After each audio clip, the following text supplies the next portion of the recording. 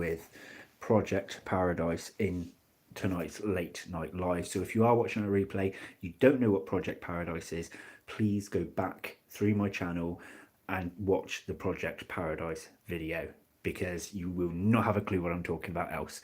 So if it's on a replay, please turn it off, check out the Project Paradise video and pop straight back here and you'll know exactly what we are talking about. Hello! I'm surprised to have people coming on. So I also need to apologise to anyone watching us on the replay that if you're in the UK, hello Amy, hello Becky, that you are less likely to be viewing this because it is gone 1 in the morning here. I actually managed to get my work done by midnight and a taxi took 50 minutes to pick me up. So sorry that it's so late. Oh, you're in the UK too? Awesome. So hello from Mantis Marvels. Hello. So I've got quite a lot to discuss today. Hello, Wendy. If you don't feel that I'm trying to ignore any comments or things, but there's quite a lot I've had to try and remember on the route home to tell you about, because I've had a lot of people asking questions and dropping comments. Hello, Sidex. It's Sidex, isn't it? Yeah. Dropping comments and asking me things about, well, you haven't been putting out videos to do with the sticks. And the reason being is all the stuff coming out, aside from showing off my, fatal fangs that I was unable to show because I fell out the tournament, they're all pre-recorded stuff that gave me time to set up Project Paradise in the background, because I'm not a gardener, right? So I don't really want it to be me filming videos of me planting plants in case I've done something wrong. I'm not a gardener. Certain species I didn't want to show until they've grown a bit, because looking at plain, boring, brown, minuscule nymphs is not that exciting for you guys.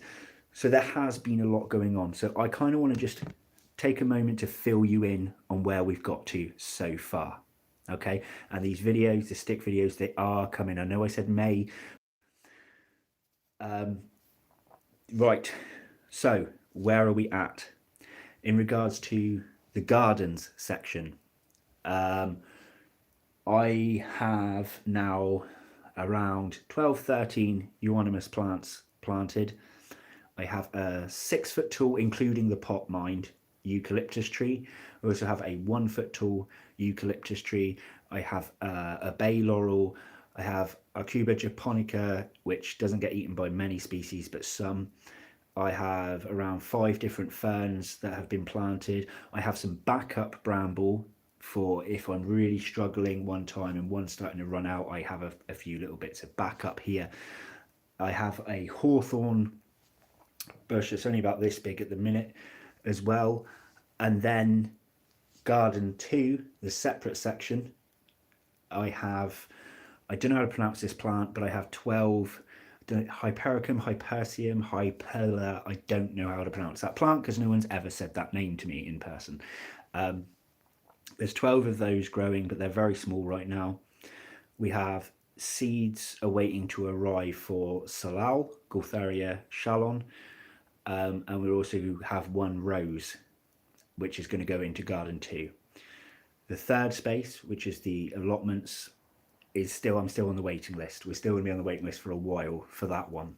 So we stocked up quite a bit in regards to the plants. When it comes to, let me just check if what you guys have said here. So 7 in USA. I have a question. What is the best starter kit or enclosure for Madagascar hissing roaches? Hissing roaches can survive in lots of different environments, to be honest. So I got some from Becky, who was in the chat. I'm not sure if she's still here, who kindly gave me some hissers. They were supposed to be used for fatal fangs, actually, and my daughter fell in love with them.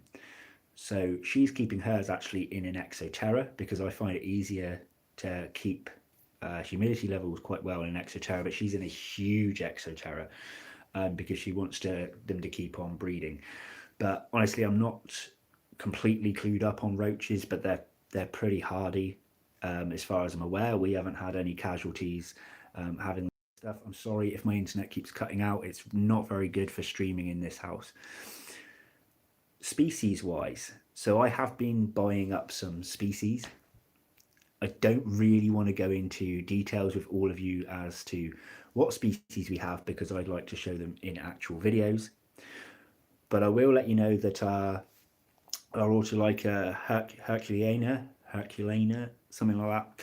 That one, the one that's on the logo, are already breeding. So we have ova from those already being produced. So that is a great start there.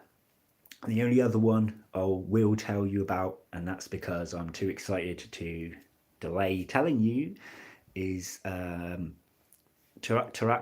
samare, which I believe are Costa Rican species and are brand new to the hobby. So we're talking, I think last year they came to the UK. They were an incredibly expensive animal to have for stick insects, and only a few of like the best breeders took them on here in the UK. Theirs have now had ova, so I purchased some ova, and I have 3 that have hatched so far, which is great. So we had our scout hatch about 3 weeks ago, something like that, which is the original stick insect to hatch. You normally have a scout come first, and then I waited and waited, and I was like, oh, okay, maybe we've got one ova that was from a previous time, and then we've got some fresh ova that's going to take too long, and I was worrying a little bit. But yesterday 2 more had hatched, so we are on the count of 3 of one of the rarest species in culture in the UK right now. So if I can culture these and get these dispersed around, that's a massive, massive deal for Project Paradise. It is the rarest species I have ever owned in my keeping of stick insects. Thank you very much, Amy. I'm very proud of it, but I don't want to get too excited yet, because they're quite a humid kept species. They're a fern eating species, and there is next to no information about, like in the way of tarantulas, because a lot of these viewers will have kept tarantulas. So this is like having a new species of tarantula that's come into the hobby, where you've seen them, like when Celadonias came in, when Saba Blues came in, you were like, oh, I want that, but no one's got any information for you on how to care for them. This is what the T. samare are like for me. There is next to no care. I've only gained my information by looking at where they live in the world and gauging the weather there. So the other day it was tropical thunderstorms going on there, and I was like, oh, okay, perhaps we're getting into a wet season. So I had to keep looking into things. It's quite complex. I won't go into it all right now, but that's the only real way I can learn to imitate that, is by looking at the weather cycles and the seasons there, to see what species have a dry season, if they ever have a dry season. And you also got to figure out how they lay. So right now I do not know how the T. samare lay. So that's something I've got to figure out, because if they're egg flickers or egg droppers or egg stickers, we're cool. It won't matter how I set up that tank, the eggs will be fine as long as I keep them hydrated. If they're barriers, that's when things have to change, because I have to provide a certain type of substrate in there for them to bury. And if they're fussy, they won't lay into certain substrates because that doesn't feel right on them to lay, you see. And you've got to get sizing right as well, because if you put in a certain pot of substrate, these are not a particularly large species, but you've got to get that pot size right, because if they're ones that bury eggs, do it in different ways. So for example, Uricantha calcarata walk like this, tails here, they just bend their tail down like that. So there's a head, bend their tail in like that, bury. Whereas the A. herculana are very different. So when they're barriers, when they bury their egg, this is their tail or abdomen. They go up and over their heads. It's like, imagine like a scorpion sting. abdomen right up over the top of their heads and bury. It's like full of eggs. So I will try and capture that on camera at some point. So it's really, really interesting. So yes, we have species. I think I've probably bought several species. There are two that I'll be buying, three, sorry, that are, one I'm waiting on, two I've already got in that I have kept in my past. One species I haven't seen for the past few years. I thought they'd gone completely out of culture in the UK, but I happened to find one breeder that had them.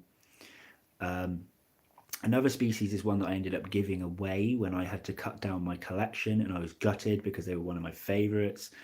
I don't think I ever even featured them on the channel. And the third one that I bought in that I've kept before was a culture that I failed. So they're a bit of a pain when it comes to molting. Again, we'll go into the species when I release the videos. But this species that I've rebought now, I managed to get 2 females to molt to adulthood, which was great, but I failed all the males. So I had more males than females, but the males, the shape of their body is kind of obscure. There are, it's, without giving too much away, there are lumps and bumps and spines and things. It's a more complex molt than the females, who are rather smooth all the way through.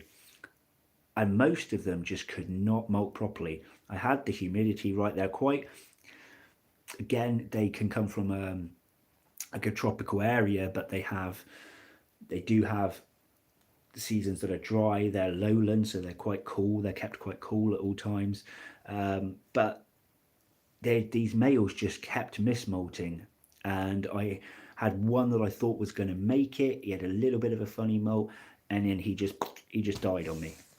So I need to retry them again, because I will not give up. If I fail a species of stick insect, I go again until I get it right, because as I said, there's a lot less information out there than there is on those of you that keep tarantulas, for example, where you've got various different sites to look up. With stick insects, you've got the Phasmid Study Group, which are a bunch of volunteers that put information on the internet. A lot of that information is highly outdated, that you can't see there. They'll have species written not in culture anymore when they are back in culture, and it's not their fault. They're volunteers, right? And to be honest with you, I think a lot of them are older people as well. They don't have the time for it all. And there's a few other websites. One was run by a man who's now quit the hobby, which I am gutted about. It's complicated. So basically everything I'd been learning through my years and years and years of keeping has been environmental conditions from them in the wild, and most times I can do that successfully. I have a kind of knack for them, as it were, more than I do with the tarantulas, more than I do with any other invertebrate. These are my thing, and it feels good to kind of get back into my roots a bit. So what else? Where am I going with this? Obviously, things like dispersion of them, we'll have to wait for a lot more species I've got to grow and start laying. Ova is going to be mostly what I will sell and give away, because it's cheap to post. You can post over first class. When it's warmer weather, you can even post it second class. These things doesn't matter if they dry out a little bit for a couple of days. It's not a big deal. Ova does so well. I mean, you've got some species Ova, or a lot of them, can survive the stomach of a bird, right? So they're designed to look like seeds. Birds will swallow these, poo them out, and things will still hatch from them. It's incredible. You've got some that actually, I can't remember the proper term, but they will have a part of it that is edible, so that insects such as ants will eat this outer part and then discard what's left in their burrows, so that then the insects are then safe to hatch.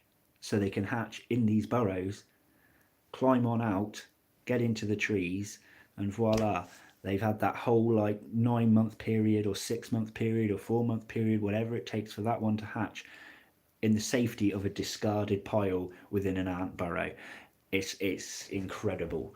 So obviously posting over will be my preferred method than posting nymphs. So yeah, sorry, I get overexcited. I shouldn't be this excited at this time in the morning. Worth of plants have been put into the ground or into pots in this period of time since I first announced Project Paradise. I've also had certain species hatch that I didn't expect to hatch from my older collection as well. So when I passed on a lot of stuff, sometimes I kept a few eggs. Just either I'd missed them or I all chucked them all into one area because they're ones that I can identify the nymphs from, and they've ended up hatching in another one's enclosure, and I have to then separate them, which has been kind of fun, to be honest with you. So we've actually got more than I expected.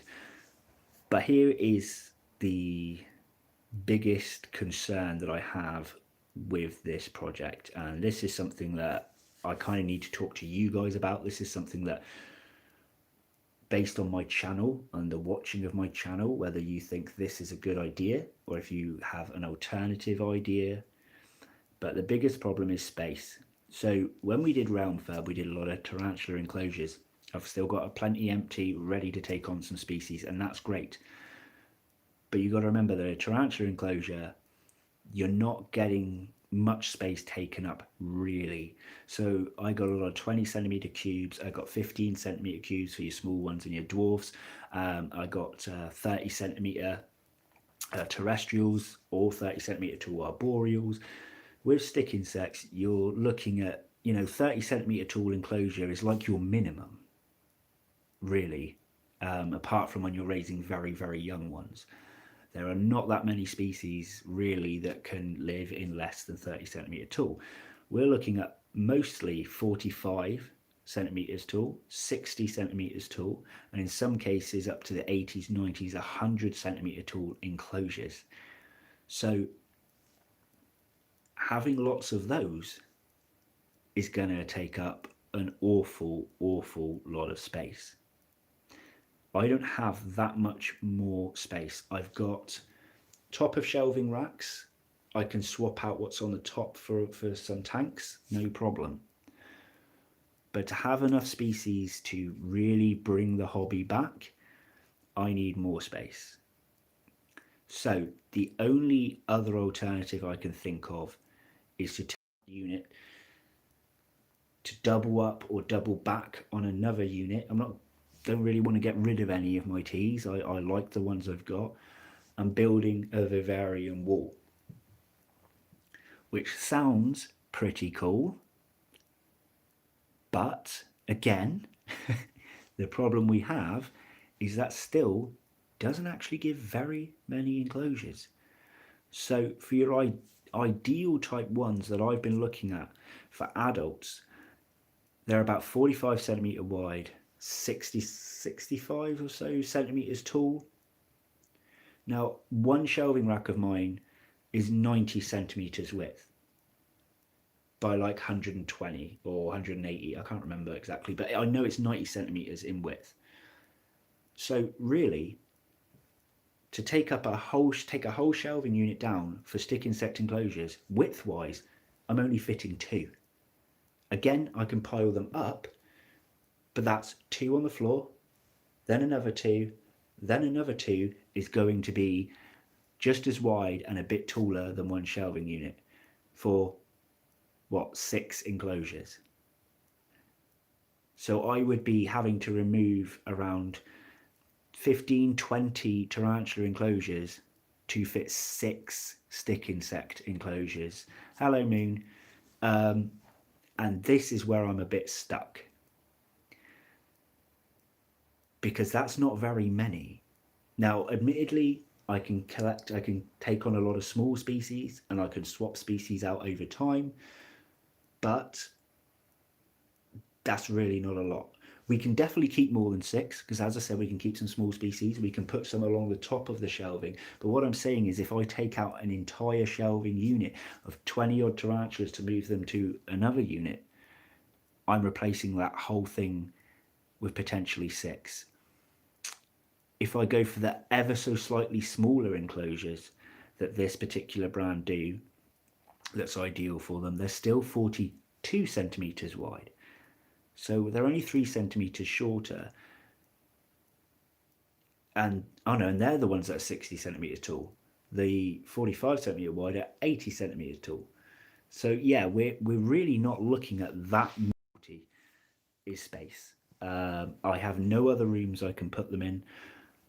One other person living in my house is willing to take on one tank in their room, and that could be a pretty large tank. So that's cool.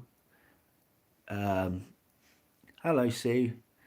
I feel your pain. I can't fit any more BCs in my house. A living room, bedroom, and landing full. Just can't fit more. Some people, like proper stick insect like enthusiasts, like, well, I don't mean proper, but like the breeders, the sellers, the breeders. Some of their houses, man, it's like you're saying there, they're everywhere. I mean, I think Helen Stewart, who does Bugs Before Hugs or something like that, her company, she sells at a few of the shows. I used to watch her private Facebook page, and she would put up pictures of her house. Um, it's mental. I think she's in a huge house. I can't remember if it's like what 4 or 5 bedrooms, something like that, and a majority of them are wall to wall in enclosures. They have a small room that's like a mantis room, and they've got several rooms that are full of stick insects. It is insane. Like their whole front room. I remember her saying that she had to remove a sofa or rearrange a sofa or something to get more tags. Absolutely nuts. Absolutely nuts. Um, the alternative for me to fit more is I can put them in storage boxes that are maybe 40 centimeters tall but a bit thinner. But I don't want to do that because the whole point of Realm Furb was to have everything looking clean and neat and professional, so that should I get visits in my home, I should be allowed to stay here by showing professionalism in my animal keeping. Rather than if it's messy, they relate messy kind of looks to escapees and dirty and all the negative things people that aren't in the hobby think about inverts. So I don't really want to do a storage box method, if you see what I mean. And they're harder to stack because unless I find one that's thin and really tall, which is less likely to find, I would then be getting a wider one but turning it on its side, which then makes it not stackable. It's very, very tricky to figure this out. And I just wanted to see if anyone had any ideas. I can't put any holes in my walls or my ceiling. I can't put hooks in all my shelving. I can't bracket to the wall, which is why if you look carefully in a video, one of them sticks out a bit more than the other, where it's slightly leaning. Because I can't bracket them to the wall, I'm not allowed to put any holes in the wall. I'm not even allowed to put posters up in my room. It's quite strict living here, so that's the other problem. I mean, I'm. It's not the funds because although these enclosures aren't exactly cheap that I want to get, I know that I could even just buy one a month out my wages, and I won't notice it disappear. This is the long game. We're not talking about Realm Fair where it's all done in one go and suddenly I've got a wall of vivariums. It is going to be a slow process. It's just fitting it in. I've got to kind of plan ahead because I don't want to start getting them and it not fit. I did come up with a cool idea for an enclosure that will allow me to go 6 across on one of my top of my shelves, where it's 40 centimeters tall, which is ideal for a majority, but it's only about 20 wide. So if I was only keeping a couple of pairs, maybe that would still be ideal. It would still work. But if I had a baby boom and they weren't being passed on very easily and they started to grow up, I couldn't keep them in those because of overcrowding. So I think I think the best course of action for me, in my opinion, is to fill the top of my shelving. So we'll get those 6 thinner ones on the top of the one with Komorebi, the one that I film in front of. I could fit 6 of these thinner ones on there, but they're just no good for really big or really chunky species or plenty of a species. And then the tops of the 3 other shelving racks, I think I might start buying the brand that I'm talking about and seeing how they go. And then if it comes to a point where I have to take down a shelving unit to put them in, I guess I should really worry about that later. That's the thing you'll find in me. I'm a bit of a worrier about the future. And to be honest with you, I could still fit going across the tops of the other 3 shelving racks, because 45 centimeters and they're 90 each. Yeah. So that would be 6 of them plus 6 of the thinner ones. That's already 12 species. I could probably fit another 4 or 8 of really small species on the normal shelves. And to be honest with you, that's probably would be near enough my limit of species anyway, because it's a lot of foraging. But I don't know. It's something that I can't tell you is definitely going to happen, because I'm still trying to think it over and discuss it with you guys at the moment. Hello, Hadley, mate. Where are we at? Sorry, I'm scrolling back now, guys. You need to rent a 2-bedroom apartment just for your bugs. I mean, I couldn't do that anyway. I'm in a 3-bedroom right now, but there's one room which is mine, which is the largest room. There is another room, and then there's a third one that my daughter sleeps in. So if I had a 2-bedroom, which I actually can't afford on my own, I'd have to give the other room to my child anyway. Which means if I was to move out on my own, I'd need a 3-bedroom. And if it were to cost the same as the house I'm currently in, I couldn't even afford half of it on my wage. I'm only just above minimum wage job. Although I work full time, my travel expenses already take a large chunk of my wages. So I could never afford a place to live on my own, which is a shame. Where else are we? Storage boxes suck, as can't watch the critter, can't see the point in it. I only have my T-star meat in a really useful box. Shipping house in the middle of the floor. Yeah, I agree. I don't like the storage boxes, because you also can't tell if, like with the stick insects. Sorry, I've got a bogey stuck in my nose. It's really bothering me. You can't really tell with the stick insects. I observe them a lot, because I have managed to save a fair few from having a leg. So they haven't hardened in a way that's bent that leg or that antenna, or I can observe them molting just because it's fascinating to see, or if there's males fighting other males for dominance of females, where I'd know then I'd need to separate some males to calm it down. I can't see all that in storage boxes. You're right, it's not cool. I got a good idea, sir. Dump your bed and get a sleeping bag, and you have more. You know what? I have been tempted. I couldn't afford it. Well, I mean, I could save up, but it's a bit of a silly idea. What I was thinking was I might either downsize to a single bed, because nobody shares a bed with me anyway. I'm a lonely single man, and I'll be honest with you that the women down this way are not interested in a man that keeps a load of spiders and bugs in his room. So it's not like I'm anyone going to ever have a girl over here anyway. I could downsize to a single bed, or the other idea, which would be cool but will probably never happen, is to get a high sleeper, a double high sleeper, because that means underneath my bed I can have a shed ton more tanks, which would be awesome. But honestly, when I come home at these sorts of times, by the time I actually go to bed, I'm just ready to pass out, and you can't just like flop on a high sleeper. You have to climb a bloody ladder, and I don't know if I could be bothered to do that. Bunk bed with space underneath for the shelves. Yeah, pretty much kind of like how I was saying. Oh, you complained, but the fella wasn't too keen. Yeah, I bet he wasn't. Get a sofa bed. That was an old plan of mine. So when I first had to move out with my girlfriend at the time, so I split with my daughter's mum, and then a little while later I got another girl and I moved in with her. we only could afford a 1 bedroom. So what we did was, when I had my daughter around, at the time she was only 2, she's 10 now. At the time she was only 2. We wanted her to feel like she had her own room at her dad's house, so we made our bedroom look like it would be her bedroom and convinced her that's her room. And the days I would have her, she would sleep in there. And we here is actually purple. Haha, Amy, I have a purple sofa.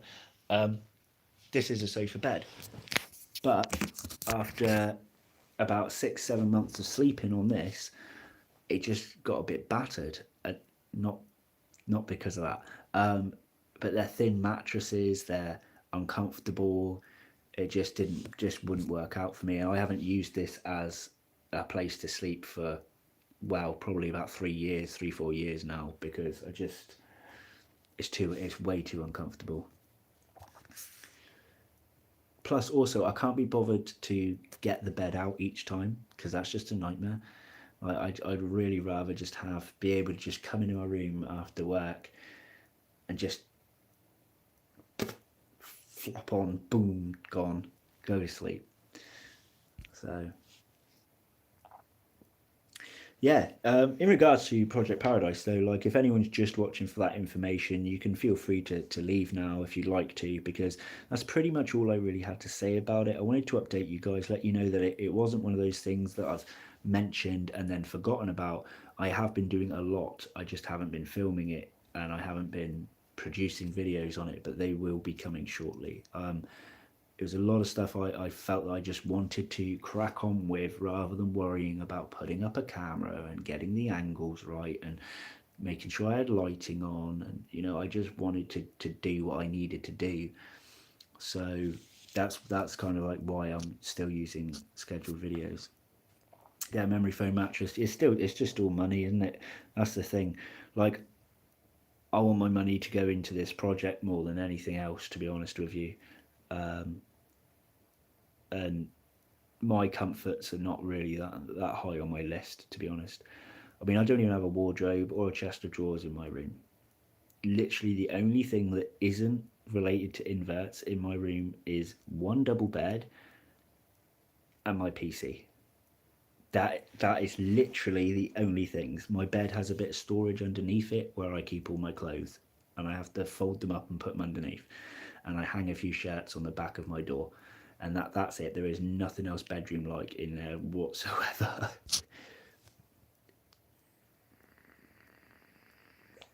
Get a tent and sleep outside, yeah. Get a sugar mama that likes the bugs. I like that idea. But sadly, no, we don't really get that many people interested down here. There are a few, mostly men, sadly. I know a few men that are interested in them down here. Not very many women, really.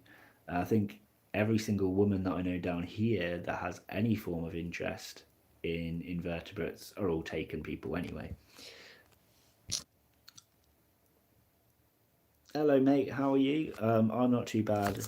We've just been discussing Project Paradise stuff.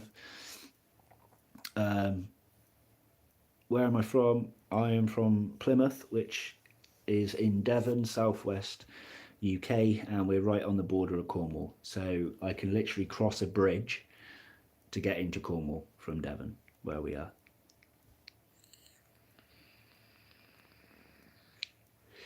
Which is a pain because it's quite far away from most of the shows as well, which is a bit of a nightmare.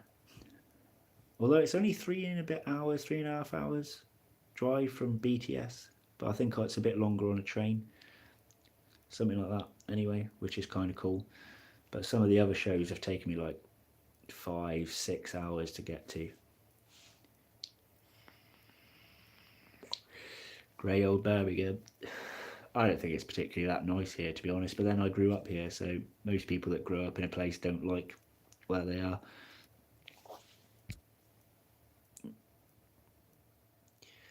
Thank you very much. Yeah, I like this vape. It's pretty cool. I've enjoyed it. It's kept me going. I don't really like to do it on a video, but these lives, people don't really rewatch them, and when they do, they're only rewatching the start bit to see what's going on. So right now I'm just here to have a yap. I'm only going to stay on for another 10 minutes or so because I had my break at work at 6 o'clock, so I haven't eaten since 6 o'clock. And that's the only meal I've had today, so I'd quite like to grab a bite at some point, sit down, have a cup of tea, and maybe watch something for half an hour before I go to sleep, and then start work again.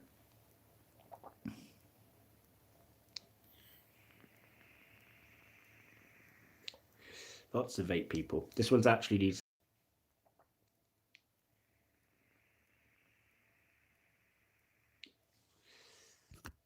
So yeah, does anyone else have any other questions or anything regarding Stick Insects or Project Paradise, or anything really?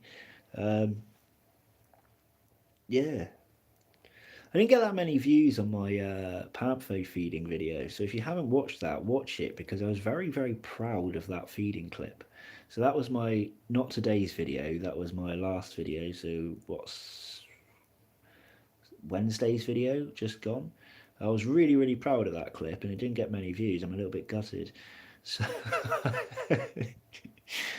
and then, yeah, I've got 3 more feeding clips to show you that I've done as well that are tarantula feeding clips that were supposed to be used for Fatal Fangs. And I was really proud of my round 3, 4, 5, and 6. Like, really proud of them.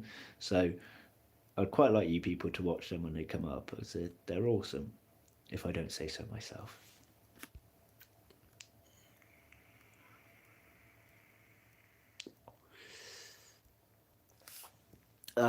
Don't suppose you have any idea if there's anyone in the UK selling ogreface spiders? I don't, I'm afraid. I haven't seen them for sale for a long time now.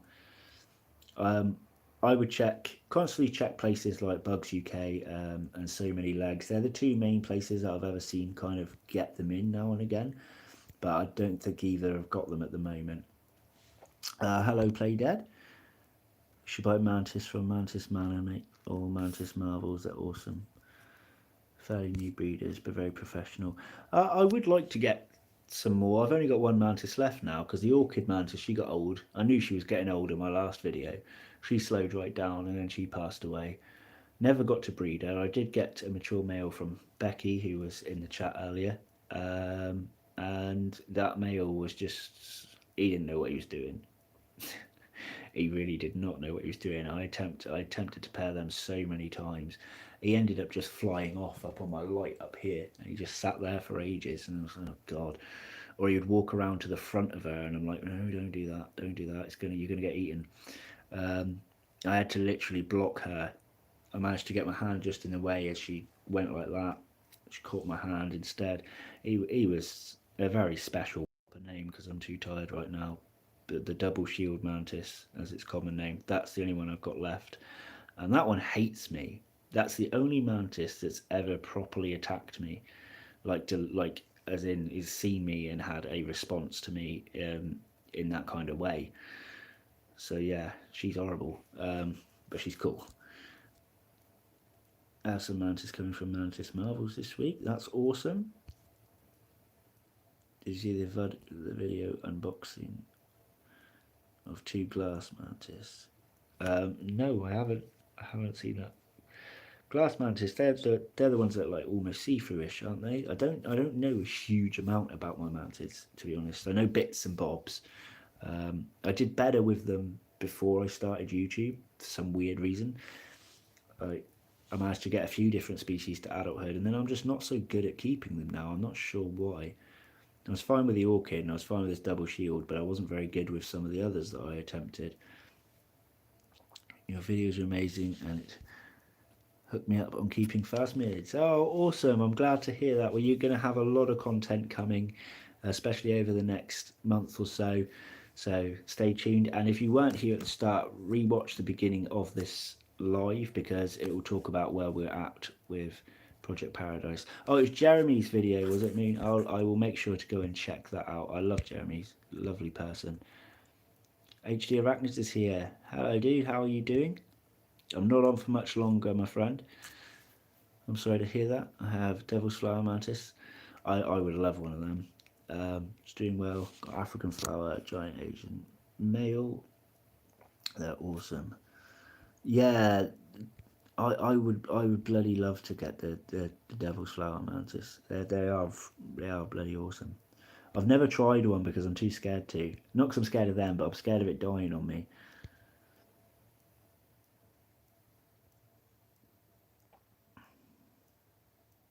Oh, I'm sorry to hear that about your dad, man.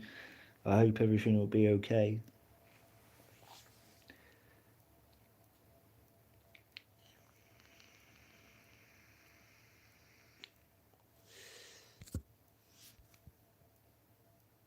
Just try to de-stress. Yeah. Hi everyone, the newest video by, what are they called? Tarantupedia? Tarantupedia? Is that what that website's called, where they've got a YouTube channel anyway?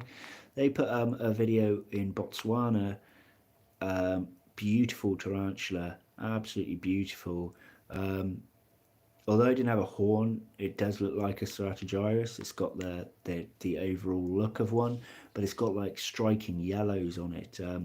I think I can't remember which one it was exactly, but if you look in the comments, Bugs and stuff, I think picked the right species for it, because I looked up the species he put in, and it did match.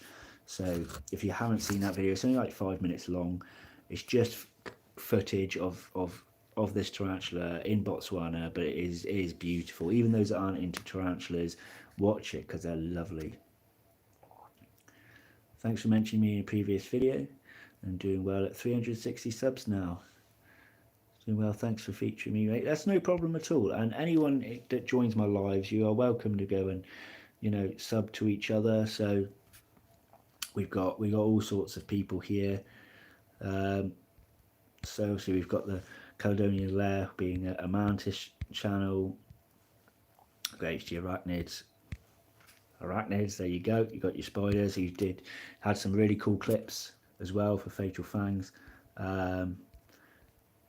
And I don't know who else is still left in here. Obviously, if Amy's still about, Pet Rock and Roll, good channel. You can put your channels in here, or you can, you're in your names anyway.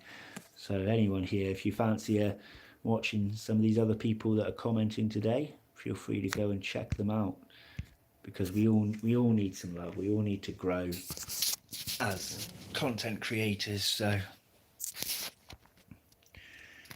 I really appreciate what you're saying there. Thank you. I try to have fun with it as well. But we have this awesome thing. I mean, me and Gar from ArachnoTube, we've talked quite a few times, and we always like make jokes at each other now, because when we've done like a video we're super proud of, or we've gone like really detailed in the editing, or it's one of those videos that took you hours upon hours to film, we make a joke now and we upload them, because we're always like, this is the one that's going to get next to no views. Have an amusing video, to have something that's really, you think is really worth watching, you sit there and you get less than half the views than you do on one of the ones that you've just bodged together quickly to get something out. It's mental. It's absolutely mental.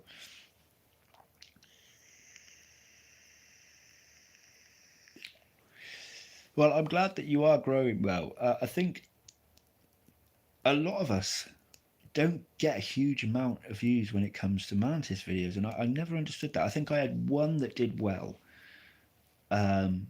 quite quickly, and that's about it for the years that I've put out videos. I think even Richard said from the Tarantula Collective that his mantis videos don't do that well. But what I say is, with your channel, you obviously that's your thing, so keep at it, and your people will grow. I think a lot of it is like the tarantula lovers, when they watch a tarantula based channel and then they see a mantis video, they don't want to watch it. But a mantis based channel, that's the people that you're going to get are the people that are going to stick by you, because that's their passion. So for me, I'm an all invert channel. I know I kind of went and steered into the direction of tarantulas for quite a long time, but that was just my love for them had grown. So I wanted to show them off, and now I'm going back again a bit more to my roots. But I've never been a tarantula channel. In fact, I was going to be mostly a stick insect channel, but then as times went on, things changed, and now I'm going back to those roots. So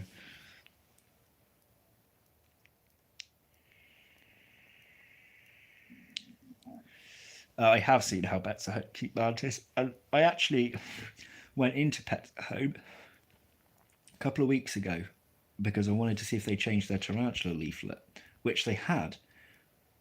And they did take out some of the rubbish that they'd put in their leaflet before, but they still kept some of the rubbish in the leaflet, which was really annoying. But yeah, there was some mantis in there, and it was quite funny because the member of staff, it was obviously timed for them to feed the mantis, and I've never seen someone look so bloody scared. Like, these are mantis about this big, and this guy's there. And he's checking where it is, and he goes to open the little top bit to go chuck some fruit flies in, and then he lifts it a bit, and then he's looking back underneath. Lifts it a bit more, looking. Why are you panicking so much over a tiny little mantis? You know, it was really, really odd. Sorry if this is wobbly now. By the way, I've got terrible eyesight, so I have to bring it closer to read. What you say about the huge stick insect? I now have about 7 of them growing up. They're not fully grown yet. They're kind of, I don't know. They're about half, just over half grown, so we will have some more. So it struck me as odd that UK YouTubers seem to have to work 10 times as hard for the same recognition as US YouTubers. Yeah, I have noticed that too. It is very, very strange. It seems that there's better networking in the US, and I don't like to class everyone as a pet tuber, but if you notice in the big pet tubers, so not invert tubers, just pet tubers in general in the US, they kind of gang together almost like a secondary school. You've got the cool kids, the popular kids, and they'll do things together, so everyone will want to watch all of their channels. And then you get the misfits, like, which are thoroughly decent people actually that are just not getting their recognition. So it's like you've almost got to be a part of a clique in the US. And I'm sorry if that offends any US people, but that's the way I see it. I think people like Richard have built themselves up from nothing to something awesome. From the Tarantula Collective, he doesn't seem to be a part of any real cliques or a part of these popular kid crowd, but there are a lot of them that are a part of this to make it somewhere. With Richard, you can see the hours and hours of effort he puts into his editing, into his information. So his is a well-deserved growth of a channel. But some of these people, and I'm not going to name any, but some that I have known personally too, do not deserve where they are. If people knew what they were like when they're not in front of the camera, you'd be shocked. Let's just put it that way. And again, don't ask me who, because I'm not going to give any names. I'm not here to start a war. But I can tell you now that some of these US people are not who they are on the camera at all, and are actually very nasty people that are not who they see on camera. And again, I'm not going to share any names because I'm not here to start a war.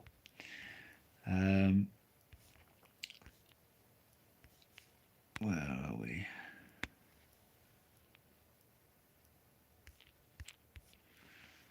Right, I've lost where we are now. They're awful at keeping insects. So yeah, they have no idea charging £30 for a mantis. That's already an adult. Yeah, they were charging silly prices for ones in the one I went in as well. They were little ones, they were babies, but they were still ridiculous money. I think they were still like 20 something pounds, or I think some was 16, and that was like your very common like Asian mantis. It was weird. I'm a misfit, said HD. Good for you. It's better to be a misfit than a part of a clique. That's what I say. I mean, talking of cliques, like I'm close to a lot of people on YouTube actually.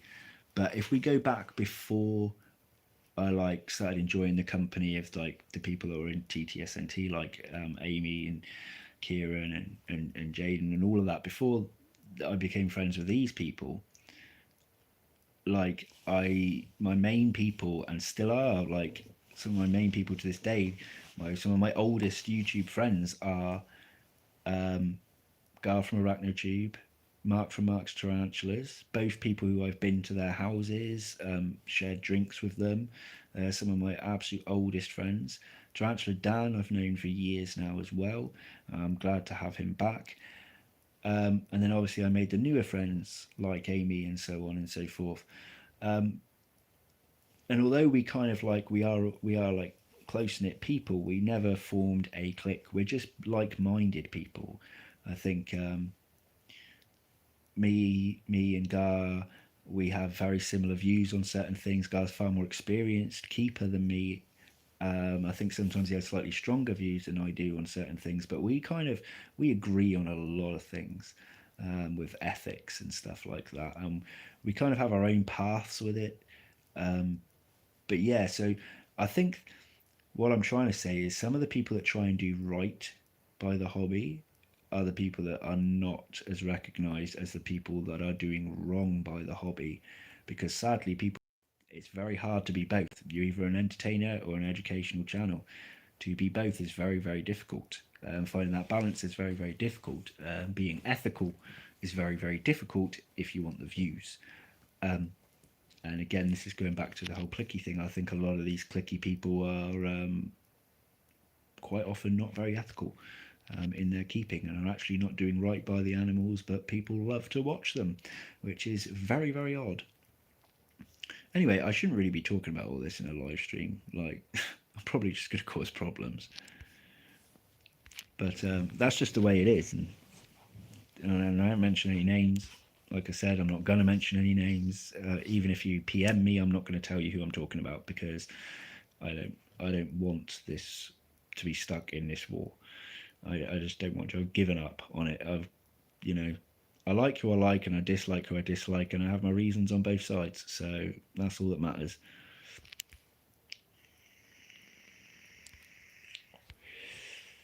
You'd rather hang with the UK guys, HD Arachnids, that's cool. Yeah, most of us are a good bunch. Some of us aren't. Most of us are. Hiya, Mark. How are you doing? Oh God, it's getting very, very late. I don't believe I've been on here for nearly an hour. Mark, why are you awake? I can understand some of these people being awake still. Why are you awake, dude?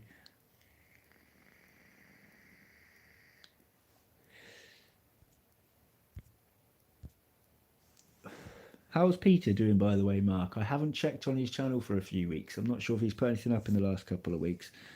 I miss Peter. I miss him a lot. Need to send him a message and check on how he is, actually.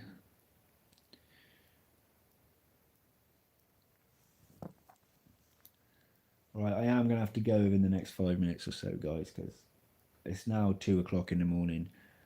I'd like to be in bed within the next hour, really. Oh, has he not been good? Oh, no. I'll have to speak to him, because I do miss him a lot. He's been a very good, honest and caring friend to me, and very supportive of me since the very beginning. Oh, and then see how he is down the line a bit, because I don't want to put any extra pressure on.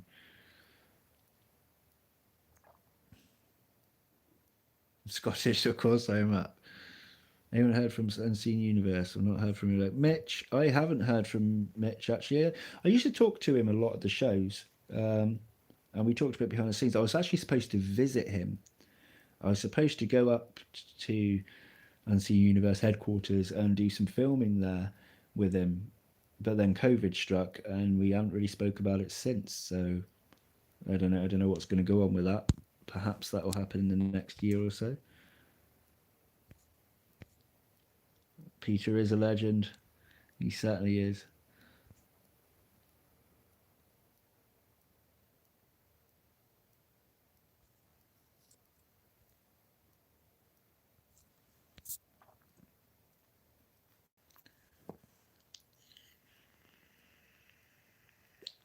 So anyone that joined late, if you do rewatch this live, I think we discussed like the majority of what I needed within the first like 10 minutes of this live, and then I jabbered on a little bit about enclosures for a bit too long, and then Yeah, so if you do want to know what this actual purpose of this live was, just rewatch the first like 10 minutes or so. You should get the idea of where we're at with the project, which is pretty cool. I'm just hanging around because I'm lonely and it's nice to talk to you guys.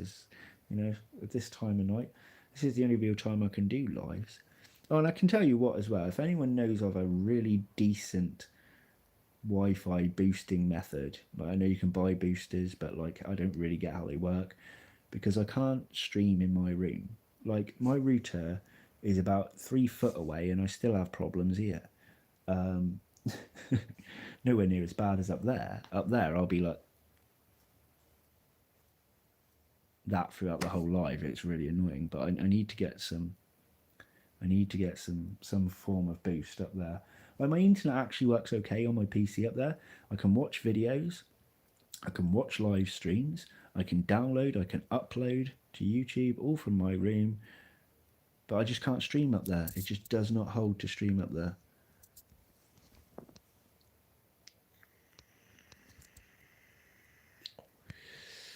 6 p.m. in California, definitely.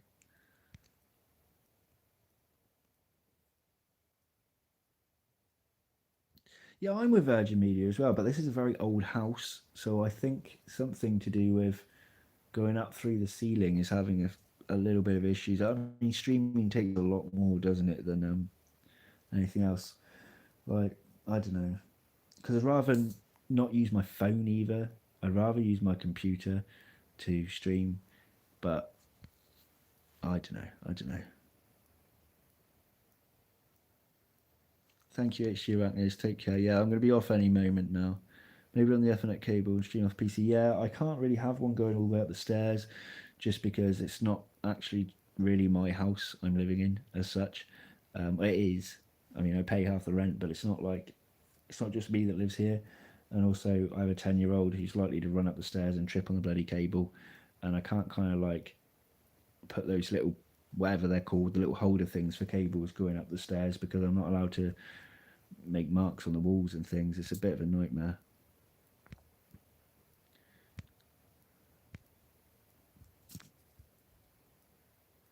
Good luck with the hospital, Mark.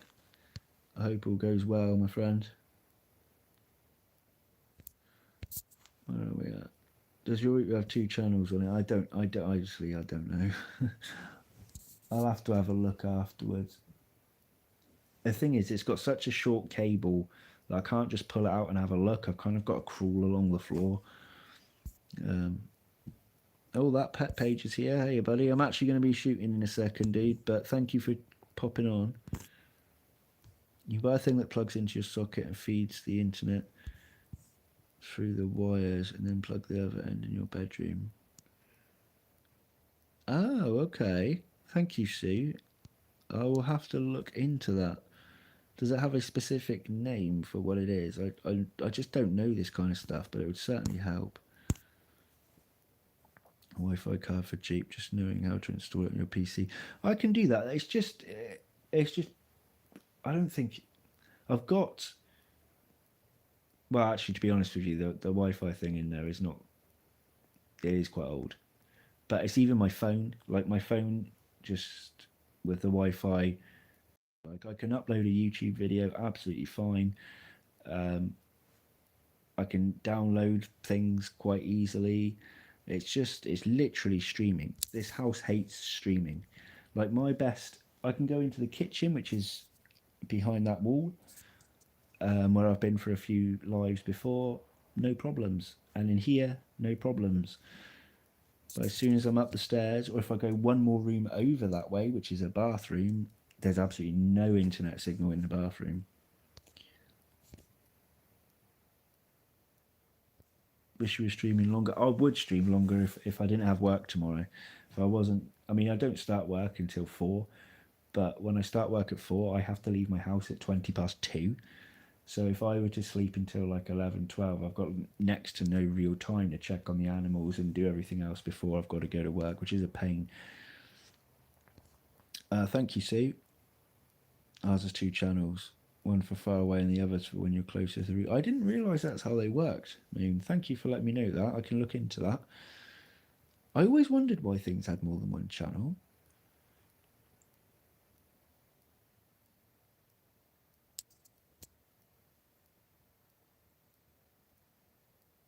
not 4 a.m., 4 p.m. Sorry, I start work at 4 p.m. So I will, if I go to sleep at like 3 a.m., I will sleep to around 11, probably 11 or 12, and then I have to leave at 2:25, or yeah, to get a bus to start work for 4, and then I'll work till 1 a.m.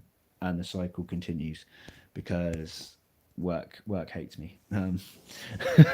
Basically, I'm not. I'm a shift worker, and there are shifts that start as early as 6 in the morning. There's a shift that starts at 8 in the morning. There's a shift that starts on certain days, not every single day. Sometimes a shift that starts at 11. Sometimes a shift that starts at 12. 2, 3, and then 4. And for some weird reason, I always get the 4.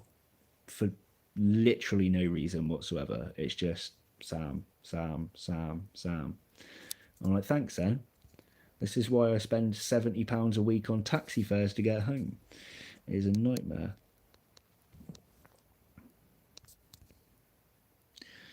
Best of luck, my friend. Take care.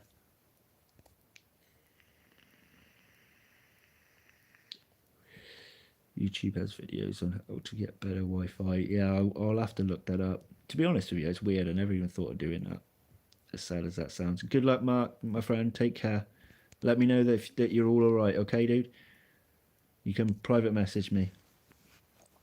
Work with jetting machines. That is pretty cool. That's a pretty cool job. I don't have a cool job. I've got a rubbish job. I've got an annoying job. I've started to just not like people anymore, which is not good for someone that's on YouTube. I need to get out of a customer service role. I really do. I need to be like one of them night packers in a supermarket or something. Dead end job where you don't have to think about it when you get home and you just pack people's shopping. Bada bing, bada boom. You're done. I bet it's disgusting, but honestly, that kind of thing wouldn't bother me. Like, not everyone can do this, apparently, but I've always been able to do this. I can do a thing that cuts off my sense of smell. Can anyone else do that?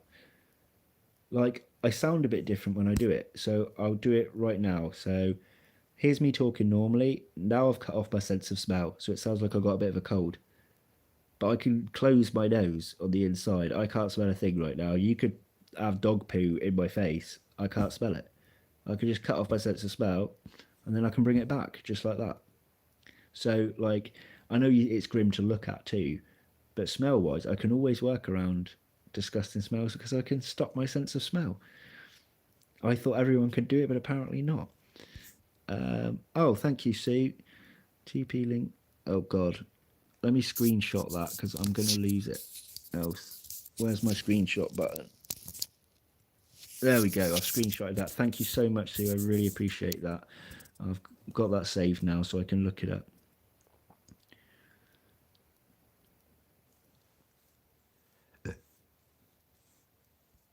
Did it since you were 16. Wow. Good night, Michael. Take care, buddy. Thank you for joining.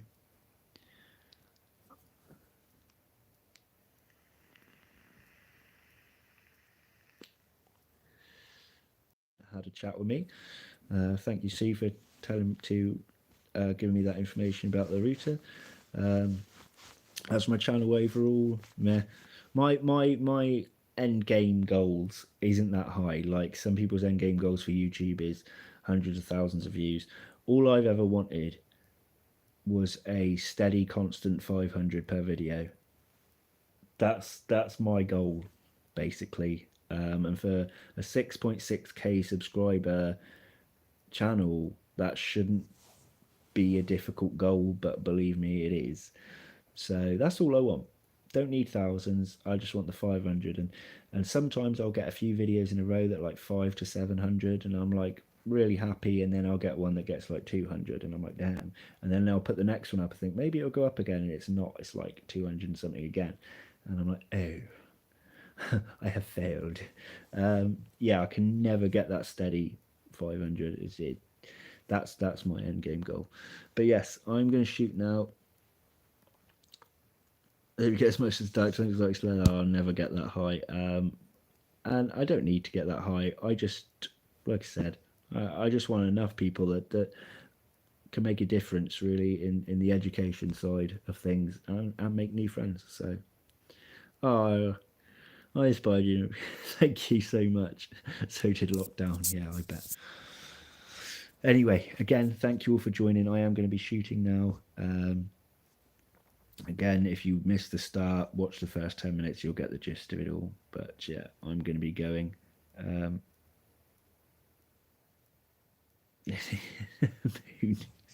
Videos about take care of stick bugs. I think it's called bug rolls.